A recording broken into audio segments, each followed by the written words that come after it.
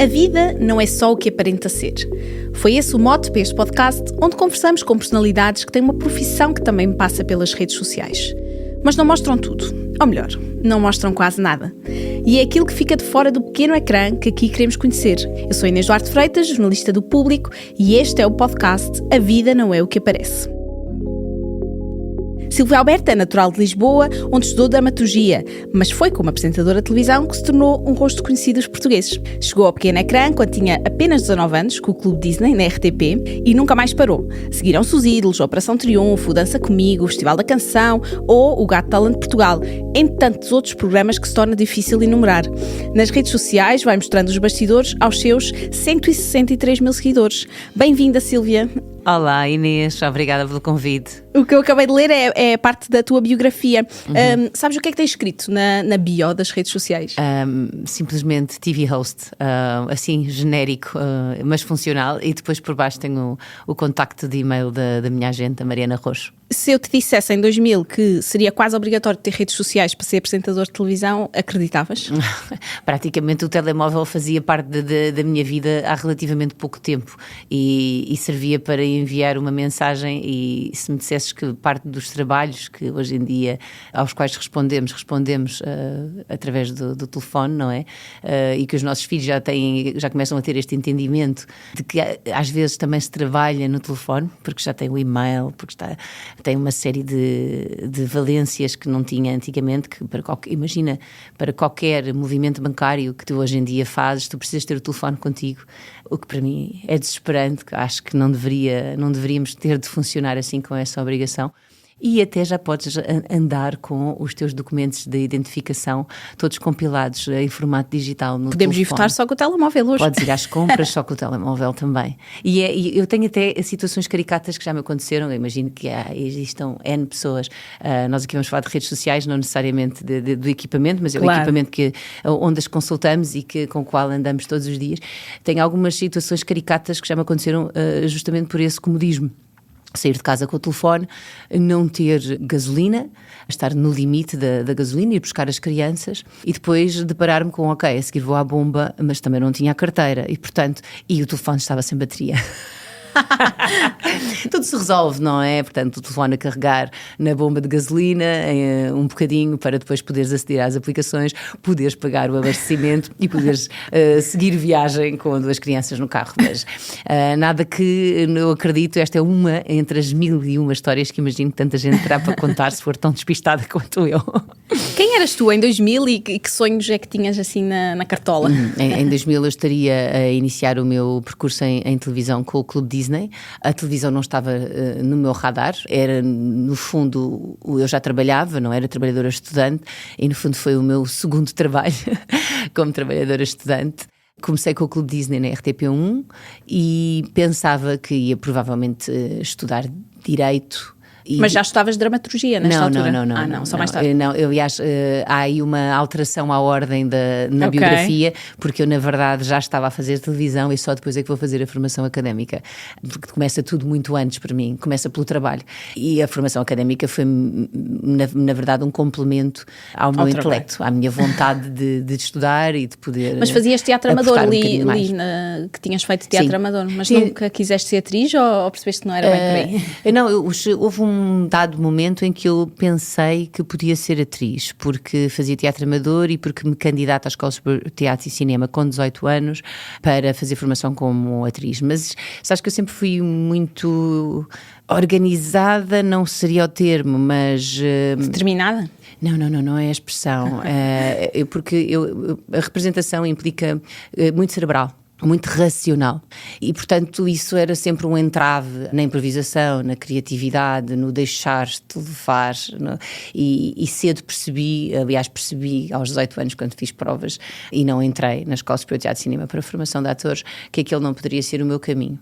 Mas como é que se lida com esse falhanço? Ou com essa... Lida-se mal porque eu sempre fui muito boa aluna e portanto estava habituada a tirar boas notas e aquela nota ficou-me aqui atravessada na garganta.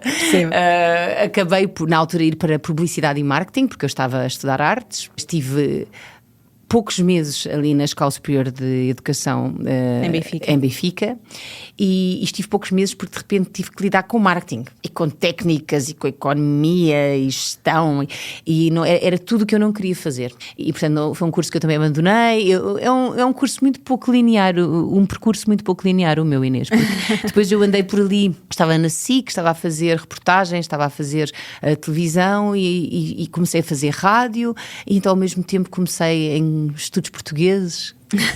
Foi outro curso académico que eu iniciei ali na Escola Superior de Ciências Sociais e Humanas, e depois não conseguia acompanhar tudo porque produzia um programa chamado Lifestyle para a rádio e tinha imenso trabalho também de edição na SIC, então acabei por abandonar esse projeto de formação académica em línguas e literaturas modernas, variante português-latim, e acabei por mais tarde pedir na SIC, por favor, vamos tentar aqui arranjar um compromisso que me permita estudar. E porquê a dramaturgia? Porque o teatro me estava atravessado.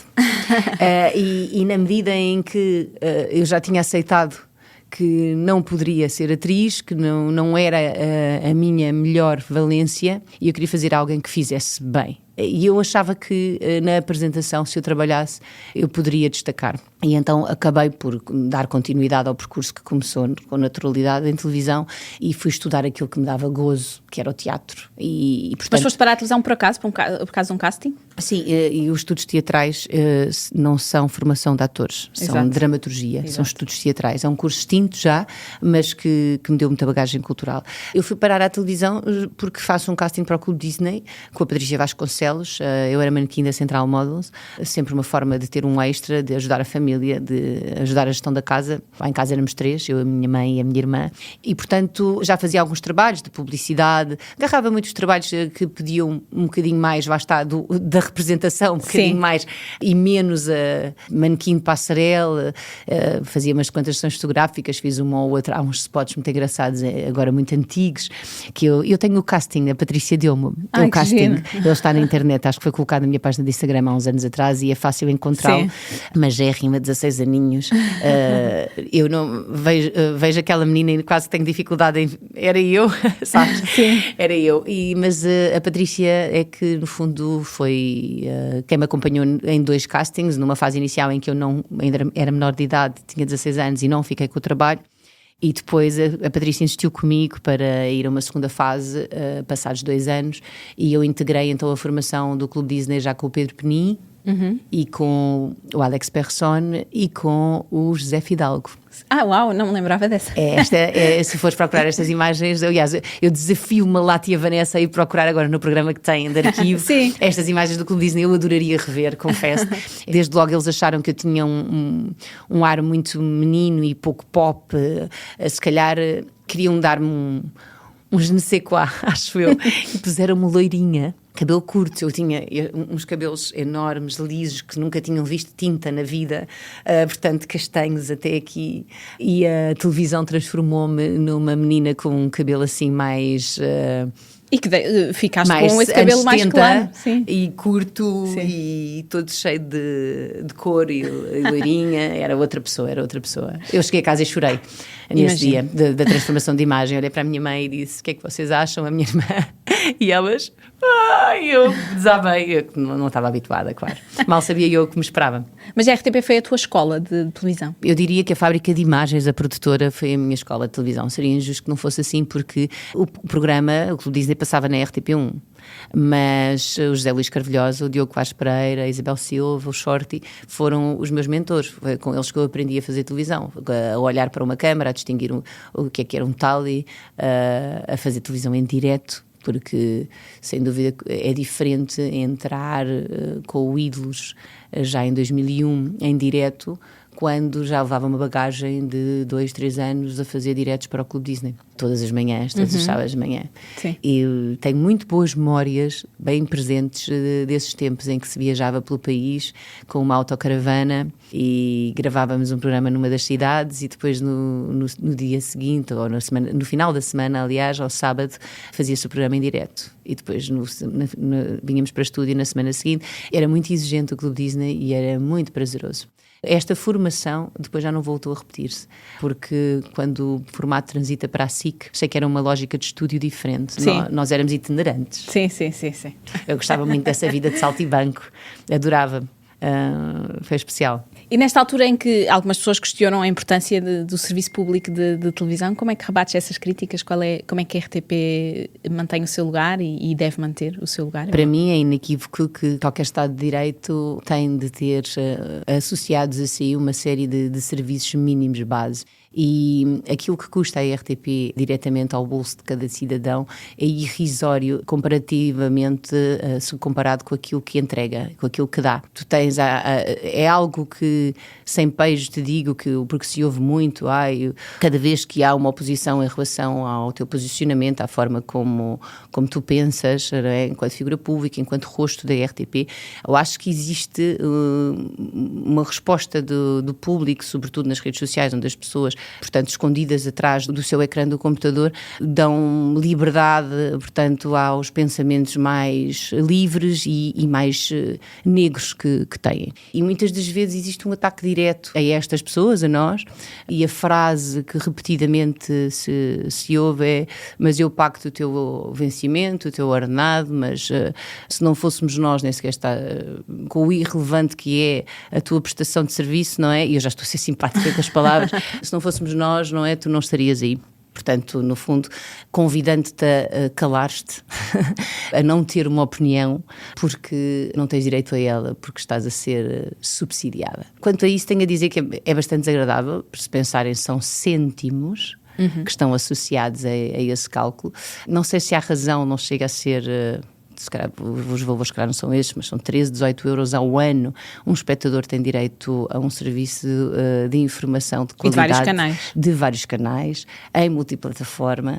E, por outro lado, nem todos os lares conseguem custear, da mesma maneira que nem todos os lares têm a possibilidade de ter telemóveis para poderem utilizar os serviços bancários através deste pequeno equipamento, também nem todos os lares têm a possibilidade de ter os serviços de fornecimento de televisão, net e voz. Claro. Não é?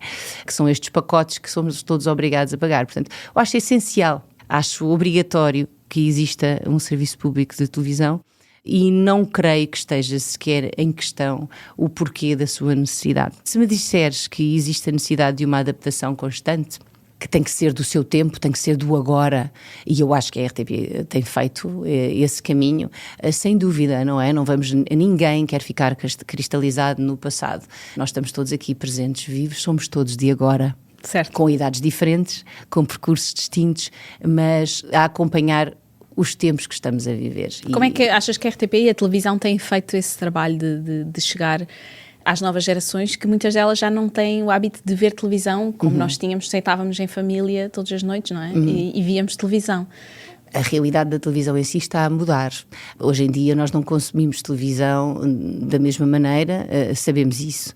Consumimos conteúdos que poderiam ser conteúdos televisivos, mas que são, no fundo, digitais.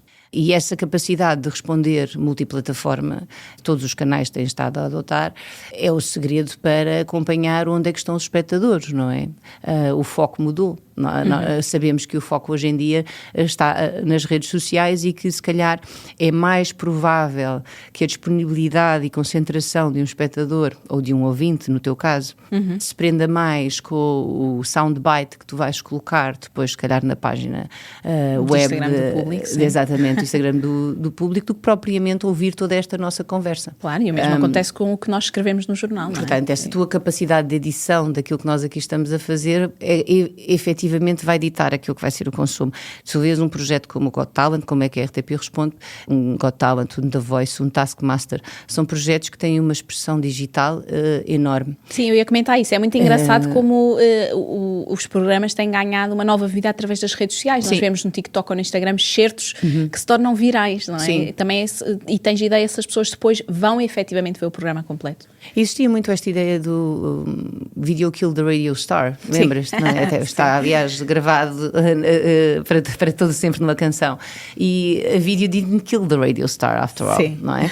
E eu acho que tem um bocadinho a ver com esta convivência de que a televisão, tal como existiu, tal como nós os conhecemos, efetivamente está a desaparecer. Mas os conteúdos de televisão, a comunicação, a partilha, a procura de talento, os campeonatos de futebol, a informação não vão desaparecer. Pelo contrário, cada vez mais o fluxo de informação é maior. Os distribuidores vão se adaptando, não é? E há uns tempos atrás reparei que, derivado da informação que se tem transmitido de que os plásticos não são nada benéficos para o armazenamento dos nossos alimentos, toda a gente começou a transformar os seus hábitos e a passar a utilizar garrafas de vidro. Do mesmo modo, eu acho que nós estamos a passar por essa adaptação no ecrã, não é? Nós não vamos desaparecer, e a marca Tupperware desapareceu, entrou em falência, não se adaptou ao mercado. Não começou a fabricar garrafas de vidro. Sim. Tem que acompanhar os tempos, não é? Agora, se tu reparares, a RTP Play é fantástica. Tem disponíveis todos os conteúdos que são tem produzidos para enorme, os canais. Tem um arquivo extensíssimo. Filmes, séries. E se for bem trabalhado, está cá, está no mercado, está disponível para os anunciantes poderem publicitar e para que nós possamos continuar a consumir. Acho que não temos que ter medo, temos é que querer. Eu gostaria que os nossos dirigentes gostassem de pensar que estes ativos humanos, que somos nós, apresentadores, jornalistas, pessoal técnico, não vai deixar de ter uma profissão e um trabalho. Não vai ficar obsoleto. Sim. Não vai ser substituído pela inteligência artificial. Não vai ser substituído pela inteligência artificial, mas tem que ser recanalizado, tem que ser provocado a investir nestas novas áreas, que são os novos caminhos que a televisão tem que percorrer para continuar a ser atual, contemporânea, moderna. Falavas aí do Got Talent e se formos olhar para o teu percurso, fizeste vários concursos de talentos. Nestes últimos eu sou uma espécie de Juiz Hidro. Qual é o nosso fascínio com estes programas de talentos? É uma espécie de, sei lá, aquecem-nos o coração, posso dizer. Estás a responder por ti, sim, não sim. é, Inês? É um pouco isso. Numa entrevista muito recente sobre a estreia desta nova edição do Got Talent, eu dizia isso, que o Got Talent nunca foi só sobre talento.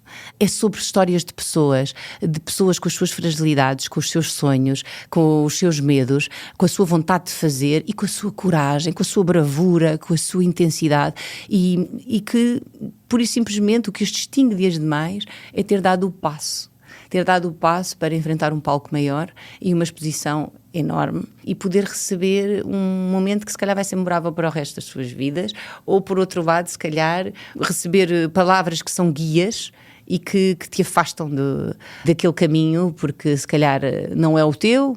Eu acho que é um espaço de revelação. E é um espaço de histórias de vida. E eu tenho um imenso orgulho do formato. Emociono-me como tu. É verdadeiramente genuíno. E emociona, porque realmente nós recebemos pessoas naquele palco. Pessoas cujas histórias nós não fazemos a mínima ideia. Qual é a bagagem que trazem às costas. E muitas das vezes também abrimos caminho a que os percursos profissionais sejam radicalmente diferentes a partir daí. Porque essa aprovação pública, essa exposição fez com que elas a partir daí pudessem, como ganha-pão, no seu dia-a-dia, trabalhar naquilo que andam a investir há tanto tempo à porta fechada. Portanto, é tudo isso. É um programa de emoções, acima de tudo. Mas hoje o talento é suficiente ou o número de seguidores já importa? Eu acho que o número de seguidores não associado a talento não vale nada. Mesmo na página mais frívola, banal, existe um comprometimento e existe um trabalho por trás que é árduo. Tu podes não gostar do conteúdo, mas o trabalho está feito. E eu acho que tu me perguntas isso porque, por exemplo, se nós olharmos para 2011, estivemos as duas aqui a ver antes de abrirmos os microfones, ou para 2013, portanto, respectivamente, a abertura da minha página de Facebook e depois a abertura da minha página no Instagram. Quem era eu nessa época e como é que eu utilizava as minhas páginas? Eu cheguei a limpar a minha página de Facebook dos seus conteúdos por completo. Te arrependeste da maneira como comunicavas? Porque dá-se o caso de em Portugal ser figura pública, não que isso no mundo signifique grande coisa, mas depois aquela página tornou-se uma página profissional e eu não queria ter conteúdos pessoais associados, porque ninguém quer ter a porta da sua casa aberta a 100%, não é? Aberta. E as redes sociais dão esta ideia de que tu podes espreitar pela janela, podes ver um bocadinho da vida das pessoas e, portanto, não deixa de ser a revista cor-de-rosa mas desta vez sem intermediário. Sim, a mediação, eu ia perguntar isso, ou seja, nós antes tínhamos, para sabermos mais sobre as figuras públicas que víamos na televisão ou que víamos na novela ou o que seja, tínhamos as revistas, não é? Ou seja, havia esse intermediário. E agora também temos, só que já não é uma revista, porque tu és o teu próprio editor, tu é que decides aquilo que... E é muito mais... Eu não diria, não é que seja, não é mais honesto, mas é muito mais interessante para quem publica poder controlar aquilo que revela, porque está de acordo com a sua convicção daquilo que quer mostrar, enquanto que eu estou, na minha cabeça está a acontecer aqui um paralelismo, que eu estou a pensar que quando nós dávamos entrevistas a revistas cor-de-rosa, nós, figuras públicas, pronto, que havia sempre uma certa frustração entre aquilo que foi dito e o editor's cut. Claro. Portanto, quem edita tem o poder e tem o poder da headline, do cabeçalho, portanto, isto está nas mãos do jornalista. O que acontece aqui é também uma informação enviesada, não é? Porque neste momento eu vendo o que eu bem entendo, através da minha rede social. E o jornalista, aquilo que ele viu, e que poderia ser ter uma perspectiva muito interessante sobre aquilo que a pessoa está a esconder, sobre aquilo que a pessoa fisicamente lhe transmitiu, sobre a falta de verdade, se calhar, em um certo momento da entrevista, que seria um à parte, que o jornalista teria a possibilidade de descrever para nós, e se perde-se porque foi cortado do original. Mas também existe uma coisa que é muito democrática, que é a capacidade e a possibilidade de defenderes. Sim, claro. Hoje em dia, tem uma voz imediata, imediata. Não é? Hoje em dia, qualquer coisa que seja publicada e que não seja exatamente assim, e tu tens várias situações de polémica em que o visado imediatamente se defende na sua própria rede e repõe a verdade, ou se não a verdade, mas pelo menos a sua versão dos factos. Eu acho isso também muito interessante. É uma época conturbada, eu acho, porque tem muitas vantagens, oferece muitos benefícios, mas quando controlada, quando mal distribuído e quando controlado por algoritmos enviesados, com uma lógica e um raciocínio específico, pode ser perigoso. E em termos de imagem, há uma ditadura maior agora nas redes sociais? Ou há 20 anos, para estar na televisão, era preciso ter uma certa imagem? Ou seja, em que ponto é que estamos? Estamos igual ao que estávamos nessa altura? Não estamos, mas eu tenho uma certa... eu entrei em paz com as redes sociais, não é? Tu dizias há pouco, mas tu estás bastante mais ativa. Acho que entrei em paz, deixei-me de um certo ridículo da rejeição constante da presença nas redes, porque é daí que eu parto, não é? Da rejeição total das redes sociais. Não quero isto para mim, não quero a minha vida televisionada, eu faço televisão. Não quero expor-me desta maneira, os conteúdos que eu apresento são objeto de comentário, a minha vida em si não tem um guião, não tem que ter expressão pública, e isto, de certa forma, conspurca os meus espaço vital, não é? É como se desprotegia-me, não me deixava feliz viver assim. Por outro lado, o meu processo, tanto é, que lembras-te, não sei se na altura, no início, toda a gente comprava seguidores e as páginas cresciam, que é uma barbaridade, e hoje em dia vê-se que a minha página tem um crescimento humilde e orgânico e tem a ver com justamente não ter acompanhado o tempo em que havia um boom. Eu, quando faço Eurovisão, e estou presente publicamente para 250 milhões de espectadores, em 2018, quando sinto efetivamente um efeito de chamada imediato na minha página e percebo que a comunicação com o resto do mundo, não é? No caso era muito notório, se abria de uma maneira muito mais global e muito mais facilitada e que poderia ter muito interesse nisso. Portanto, deixei de achar que esta era a forma como ia coabitar com as redes sociais. Mas porquê é que tinhas uma rejeição? Por aquilo que te referi, não é? Porque me referi ao meu espaço vital. Agora passei a coabitar melhor. Já percebo que tu dizias como é que convives com a imagem. Eu acho que da mesma maneira como convivia, não mudou muito. Apenas acho que... Eu pergunto se as redes sociais vieram renovar a ditadura da imagem, ou seja, do que nós vemos. É uma imagem encenada, não é? E toda a gente está muito parecida nas redes sociais, digo eu. Não sei se concordo inteiramente, Inês, porque se por um lado existem, lá está, cada um na sua liberdade de atuação, mostra aquilo que bem entende. E, por exemplo, quando eu vejo páginas como a da Carolina Deslandes ou como as da Inês Aires Pereira, que são pessoas que não têm problema nenhum em aparecer super produzidas para o último concerto ou para o último momento de palco, mas depois têm uma relação de confessionário quase com o público, não é? Através das stories e de estar sempre presente nas stories sem make-up, despojadas de Star System total. E acho que elas comunicam de maneira diferente. Acho certo. que estão confortáveis com a sua imagem, produzida ou não produzida. É claro que efetivamente existem tantas outras, e se calhar são a maioria, e aí terei de dar depois, em última instância, razão. Existem tantas outras que se produzem para produzir conteúdo. Por exemplo, quando me encontras na rua, não me encontras maquilhada. Eu hoje usei um mínimo de maquilhagem para estar aqui contigo, porque sei que tens uma câmara e porque também sei que a câmara filtra luz e filtra cores e que, portanto, tem a ver com o meu conhecimento da área. Claro. E portanto, sei que vou ficar esquálida e que não me vou gostar de ver-te. Estou no meu direito. Se estivesse no sol do verão, com um bronzeado fantástico, eu se calhar não tinha feito nada, não é? Porque achava que estava bem. Agora, estamos no pico do inverno, está frio, estou cinzenta e quero estar bem. Não tenho problemas com isso. Agora, a transformação da tua imagem, o filtro, não é? Eu acho que até o filtro já está datado na rede social. Hoje em dia já não se usa tanto. Quer dizer, quem é que ainda usa filtros para alterar o seu próprio rosto? Depois aquilo num primeiro encontro é uma desilusão tremenda. Não é? Não corresponde à realidade. Tenho imensa pena que não se trabalhe mais esse lado de what you see is what you get, não é? Porque eu acho que vender a banha da cobra, o vendedor da banha da cobra é sempre apanhado.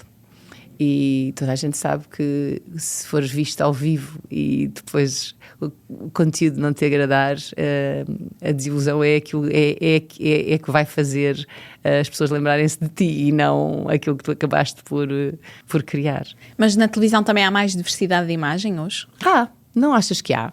Eu vejo que sim, e vejo que a malta nova que entra, a geração que agora está com 20 anos e que está a começar a ocupar os lugares que nós, quando éramos jovens promessas, ocupávamos.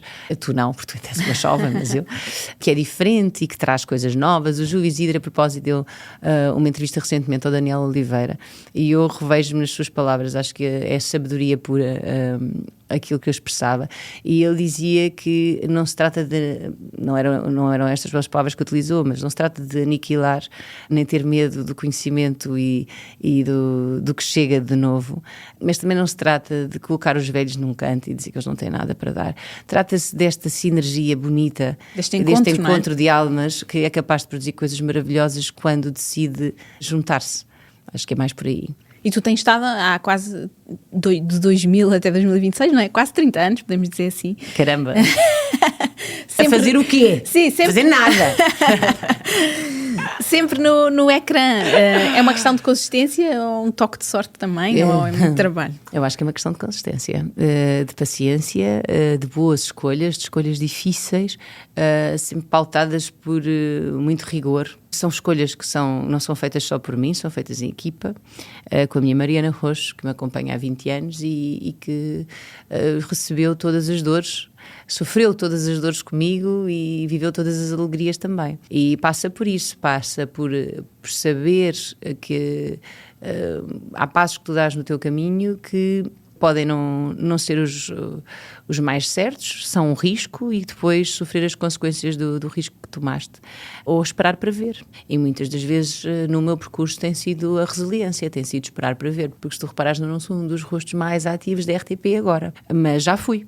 Se voltarmos justamente a 2017, estamos a falar de uma época em que eu não me lembro do que tempo é que eu tinha disponível. Era solteira, não tinha filhos, apresentava os Super Miúdos.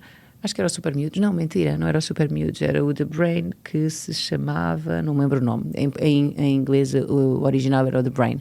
Eu estava com o Got Talent, estava a fazer Sociedade Criativa, apresentava todos os especiais e mais alguns. Ou seja, estavas no ar quase todos os dias. Estava no ar quase todos os dias, e era até excessivo, se calhar para o público, era cansativo. Agora há mais oferta, existe uma distribuição, também existe outra direção editorial e existem mais rostos também, efetivamente, existem outras necessidades. E eu estou menos no ecrã, mas eu estou também a educar 2 filhos ao mesmo tempo, portanto eu também estou numa fase da vida diferente e vou gerindo. Também estou a fazer mais apresentações fora do ecrã.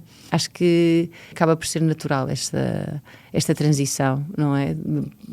Também eu estou multiplataforma. Falta-me, se calhar, um projeto digital. Se calhar, queria falar só uma coisa que já te ouvi falar nas outras entrevistas, que tem a ver com... Este ainda é um meio competitivo ou não? É a minha pergunta. E é sobretudo para as mulheres, ou seja, ainda há uma pressão sobre as mulheres e sobre a sua imagem que não há com os homens, ou estamos melhores nesse aspecto? Este é um meio absurdamente competitivo. Principalmente porque Portugal é um país com uma dimensão limitada. Estamos a falar de comunicamos para o mundo, mas não comunicamos para o mundo em português, não é? Através das redes sociais comunicamos para o mundo, mas não comunicamos para o mundo em português. Portanto, na verdade, nós comunicamos para 10 milhões e a diáspora. Portanto, acho que 9 milhões e 11 milhões não é? Por aí, com a diáspora. E se tu olhares para os nossos... É só olhar aqui para o lado, para a Espanha, não é? Um apresentador, um ator, comunica imediatamente para 5 vezes mais pessoas. Sim. Do que nós comunicamos, ou mais do que isso. Já agora não tenho os números na minha cabeça, mas só a Grande Madrid é o nosso país, não é? Sim. Se contarmos com o centro e as periferias. Portanto, temos uma dimensão muito limitada e acho que tens que ser francamente focado naquilo que queres, ou a possibilidade de não sair do sonho é muito grande. É triste dizer isto, mas tens que fazer por ti, tens que ser mais autónomos. Agora, ainda por cima, o mercado agora obedece a uma outra lógica, obedece à lógica do criador que chega com o produto, que arranja uma maneira de o colocar, de o difundir, de o colocar no ar e depois, se calhar... Ou seja, não se tem um formato e depois vai-se procurar o apresentador, não é? Não, como sim, era ainda acontece, sim. Principalmente com rostos que estão no ecrã há tanto tempo quanto eu estou e sim. tantos outros. Ainda existem formatos em que efetivamente existe uma linha editorial na estação, eu estou na estação, a estação de vez em quando adequa o rosto ao formato e vai-me buscar, mas sabemos que caminhamos para... existem autores e estes autores vendem os seus produtos já finalizados e depois os meios de difusão acabam por vir buscar esses produtos. Eu acho que como é altamente competitivo e que o espaço é pequeno, abreviando caminho, desculpa, porque estou a alongar muito numa resposta simples, e para as mulheres. E que é preciso trazer algo de novo e depois como existe nas plataformas tantos podcasts, tantos programas já, tanta oferta, acaba por ser difícil separar o trigo do joio, não é? Perceber o que é realmente valioso. Sabes que podcast é que eu gosto? Dos que têm um princípio, um meio e um fim. Que têm uma linha editorial. Sim. Aqueles que efetivamente têm um tema a tratar e que não continuam ad eterno só porque o podcast ainda está no ar. Mas que chegam a conclusões, que têm um cunho editorial. E esses são os produtos que eu gosto porque não sinto que estou a ver mais uma série. Quando digo mais uma série, é aquelas séries que até são divertidas, mas estão-se a prolongar muito. Estão-se a prolongar muito e passado uma semana já não te lembras do que é que eles trataram. Isto é uma dica que me estás a dar agora. Não. Aliás, se estiver a dar uma dica é mesmo porque, atenção, vocês podiam ter escolhido outra entrevistada porque já não estão com paciência para me ouvir. Desculpa, Inês, perguntavas. Eu perguntava sobre em termos da competição, se ainda é mais difícil para as mulheres ou se temos vindo a caminhar num sentido de haver mais igualdade. Eu acho que nós caminhamos desde 74 a caminho da igualdade, não chegámos a alcançá-la e temos outros tantos anos a caminhar para conseguir alguma paridade. E às vezes caminhamos para trás? Porque caminhamos para trás. É a minha conclusão. Acho que sim. Acho que os tempos que se avizinham são muito difíceis para a liberdade de expressão e para os direitos conquistados, particularmente das mulheres. Os comentários a este nosso pequeno excerto poderão já ser do mais demolidor possível e adoro pessoas que denunciam este género de postura. Porque acho que, por exemplo, esta geração nova que não viveu o 25 de Abril, não foi filha do 25 de Abril, nem neta, não é? Nasceu com uma realidade muito longínqua e acaba por receber uma informação enviesada também, se calhar às vezes por próprios conteúdos digitais que são transmitidos por pessoas que não viveram também essa experiência e que já estamos 2 pontos, como dizia o Platão, não é? Já estamos 2 pontos afastados da verdade e já defendemos realidades que há miúdos a defender hoje em dia realidades que não gostariam de ter vivido e que se tivessem de viver na própria pele não seriam eles carrascos, creio eu. Não seriam carrascos dos demais, quereriam outras realidades para as pessoas. Eu sou mesmo, considero-me humanista, não gosto de nenhuma forma bélica de intervenção, não me revejo nessas marcas históricas, nessas feridas abertas e, acima de tudo, defendo sempre que o caminho é a da liberdade de cada um, seja em que forma, género for e tiver. Falavas aí dos comentários de ódio. Recebes comentários de ódio na tua página ou é um espaço seguro? Sabes que eu não sou... A minha página e a minha personalidade não é das mais polémicas. De tal forma que ainda beneficio de alguma simpatia por parte de quem escreve. Não obstante, obviamente recebo, principalmente quando agora estou um pouco mais presente, obviamente recebo reparos. E reparos assim, uns que me fazem rir e outros que são assim mais violentos, mas que lá no fundo eu consigo sempre rir-me. Consigo sempre rir-me. Nunca tive problemas em rir-me de mim mesma, não é? Acho que há comentários doces, não é? Quando com uma internauta comenta que o meu nariz, quando eu era novinha, num vídeo que apareceu com a Cristina Ferreira no programa do Rui Unas, era muito, não sei se ela diz batatudo ou... Ela usa uma expressão feia, não é mais feia que batatudo. E eu olho para o meu nariz e rio-me e digo, ela tem razão, o meu nariz era maior. Por acaso a idade beneficiou ao nariz. Sim. As palavras levam-os o vento, costuma dizer a expressão. E as ações também ficam muito com quem as pratica. Adoro estas expressões. Sim. Porque eu sou muito essa pessoa, Inês. Não sei, tu não me conheces a fundo, mas há coisas que lá em casa, por exemplo, tanto o meu marido como a Mariana, a minha gente, pessoas que estão diariamente comigo, sim, no meu circuito, costumam dizer que às vezes, inicialmente diziam que gostavam de me ver ser mais interventiva, mais ativista, que me irritasse mais, que se visse aquilo realmente... Mas sentes que não ganhas nada com isso? A minha mãe sempre me ensinou que as nossas ações não têm que ser o reflexo das dos demais. E não têm, percebes? Eu não sou de pavio curto. Eu prefiro virar costas e seguir a minha vida. Portanto, se o comentário é desagradável e é mesmo obsceno e ofensivo, apaga-se. Retira-se, não tem que responder. Se motiva a discussão e os seguidores fiéis querem responder... E vão-te defender, não é? E vão defendendo, respondam. Mas quem sou eu para me estar a chatear, efetivamente, com um dia mau de alguém? Mas as redes sociais são o espaço da liberdade de expressão. Pode-se dizer tudo ou não? Pode-se dizer aquilo que se pensa desde que não se seja mal educado. Acho que é um bom princípio, não é? Há gente que é simplesmente mal educada e não é isso que os teus pais, ou se calhar não te ensinaram, mas não é isso que os pais ensinam, supostamente. E, portanto, dentro do limite da boa educação, acho que se pode dizer tudo. Acho que se pode dizer tudo dentro de barreiras muito, muito específicas, que são as do limite da boa educação.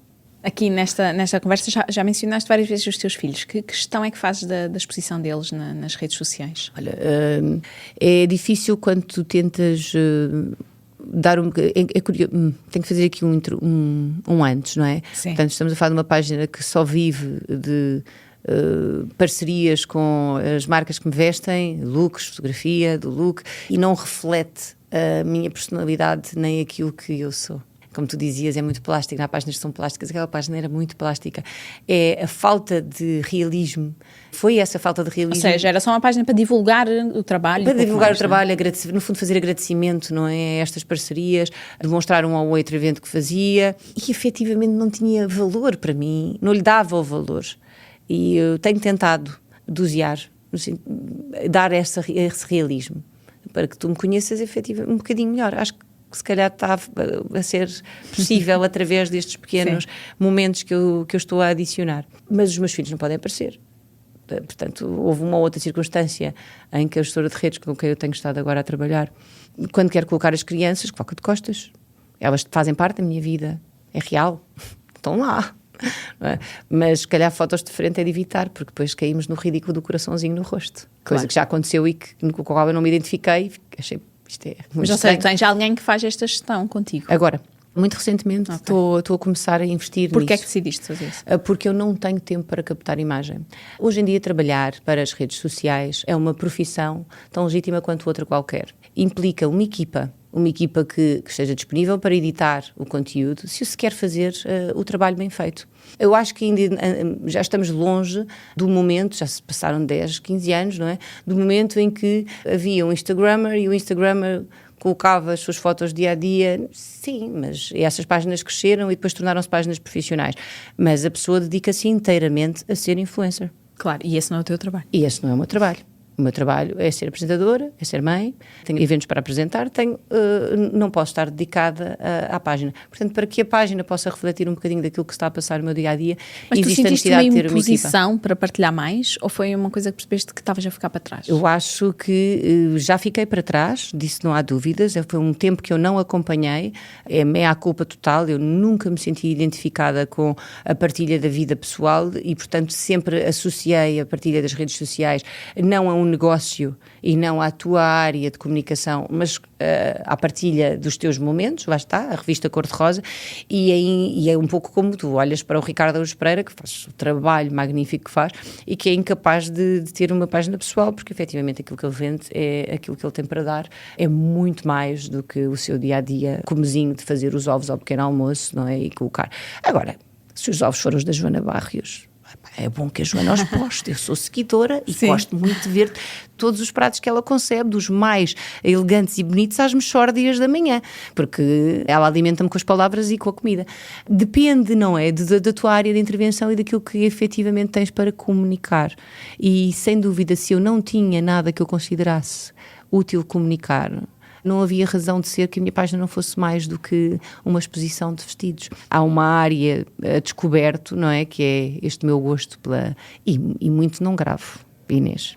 Mas este meu gosto pela bricolagem. Sim, ia perguntar sobre isso. Isso também te entusiasmou a partilhar mais? Claro que sim. Esta claro, renovação de casa, não é? Porque também é real. Porque, apesar de não gostar de partilhar a minha casa, foi notório o interesse das pessoas em ver o que ali estava a passar. É impressionante. E é algo que eu faço com mais frequência do que vocês possam imaginar. Claro, mas não mostro. E que não mostro. E, portanto, se calhar é algo que deveria mostrar, porque é comunicação verdadeira. Eu costumo fazer isto. Mas a partir daí também vieram alguns trabalhos publicitários, ou seja, também tens vindo a explorar este lado das redes sociais como trabalho. Das parcerias, sim, acho que hoje em dia a publicidade movimentou-se justamente da televisão para as redes sociais, é aí que ela está e não há que fechar os olhos para onde é que o mercado caminha. Os orçamentos estão, obviamente, para a publicidade em outras plataformas, além do ecrã. Sim, sim. É uma visão comercial. Muito bem. Silvia, estamos aqui a chegar ao fim. Este podcast chama-se A Vida Não É o que Aparece. Pois. e por isso ia perguntar-te qual é a maior ilusão que as redes sociais nos vendem? A maior ilusão, sem dúvida, e imagino que já aqui bateram várias vezes nessa tecla nas entrevistas que já conduziste, é a da vida ideal. Porque, efetivamente, as redes sociais criam a ilusão de que tu estás a ver a vida de alguém, porque é essa pessoa que a está a relatar. Mas é sempre uma vida editada. Existe sempre um editor por detrás. E acho que as pessoas às vezes vivemos todos como consumidores iludidos. Eu vivo iludida, por exemplo, em tantas páginas de inteligência artificial, de que aquilo aconteceu. Da última vez que vi uma imagem de inteligência artificial, achava mesmo que o gatinho tinha tido uma premonição e que a senhora tinha salvo de uma explosão porque o gato a salvou. E disseram-me se eu visse a inteligência artificial. Mas isso preocupa-te? Ou seja, é um tema que te preocupa esta... Eu acho que nós estamos a ser enganados todos os dias e sem dúvida que a corrupção na informação, não é? Naquilo que te chega e a condução da informação que te chega enviesada, as fake news, é para mim do que mais me preocupa. Acho que elas estão a formatar as nações do futuro. Ou seja, também estão a formatar a nossa forma de pensar. Sim, aliás é comprovado no caso, por exemplo, de Myanmar e dos Rohingya, que o Facebook foi penalizado e teve que pagar porque influenciou negativamente através de algoritmo viral, não é? através do Facebook, toda uma população contra uma comunidade. Portanto, quando isto acontece e já existem comprovadamente, não é, acusados e provas de que aconteceu, pode acontecer em qualquer lado em relação a qualquer tema. Neste sentido da ilusão... Não querendo tornar isto muito político, não é? Porque eu não sou...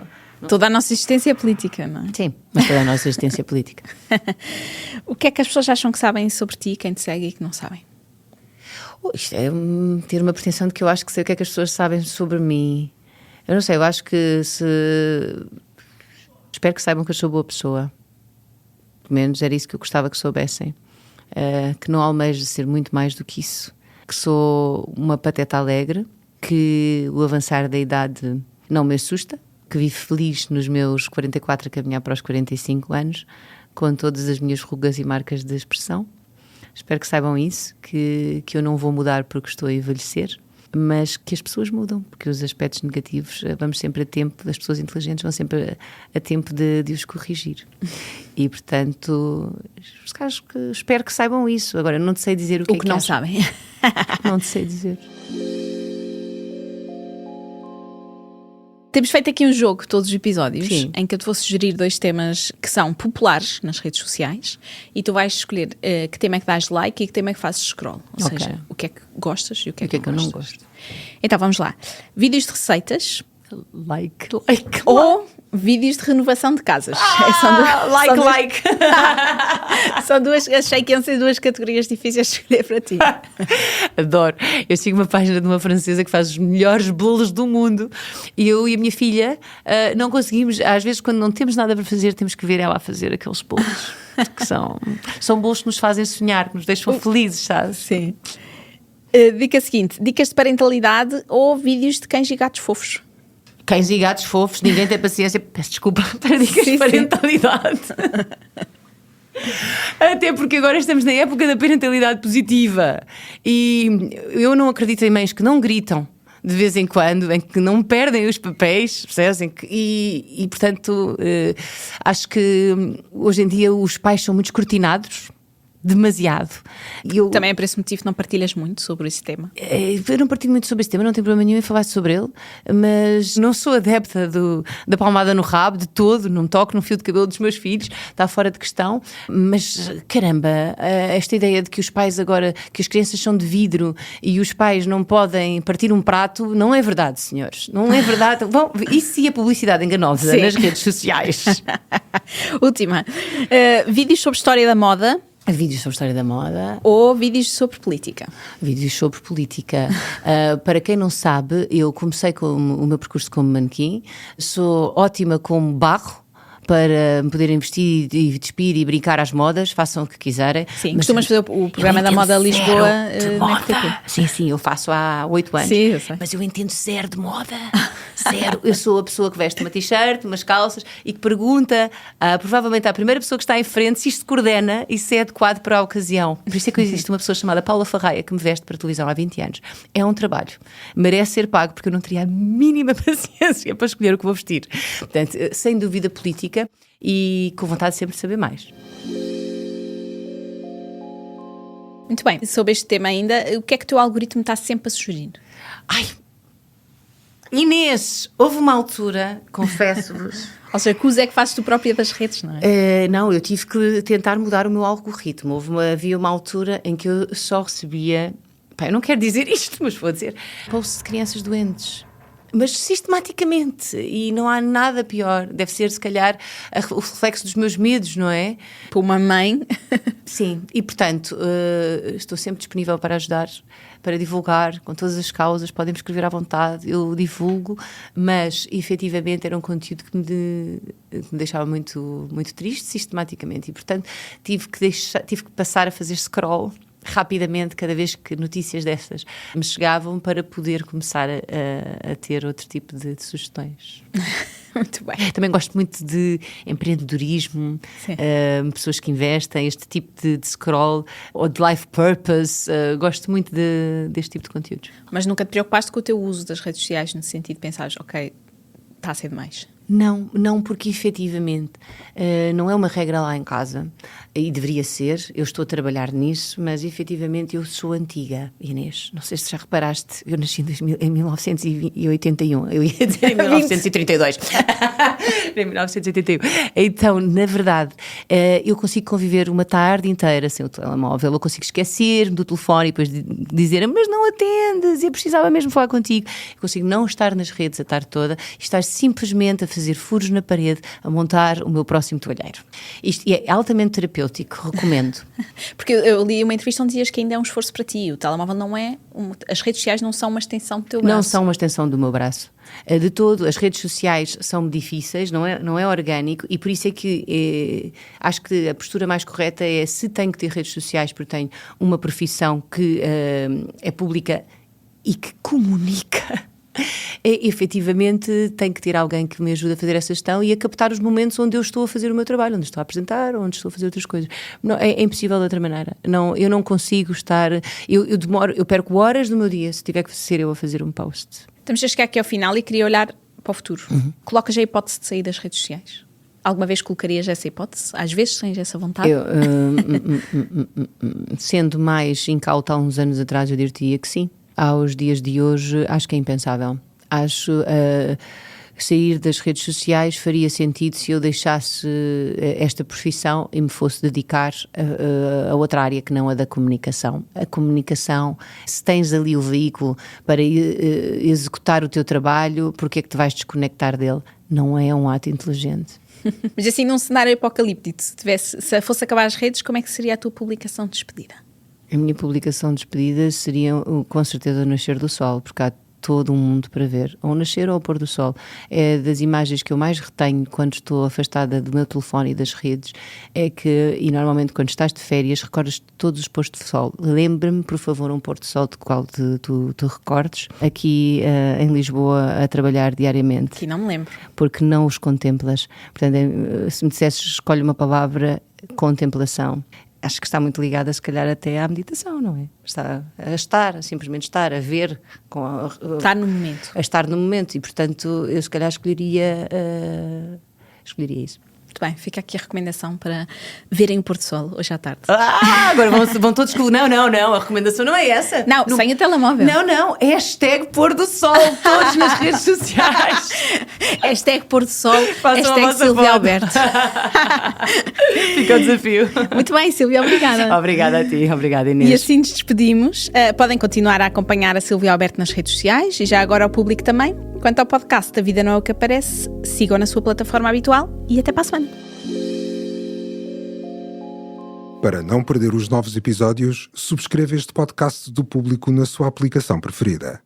Para além deste programa, há mais para descobrir em público.pt/podcasts. O Público fica no ouvido.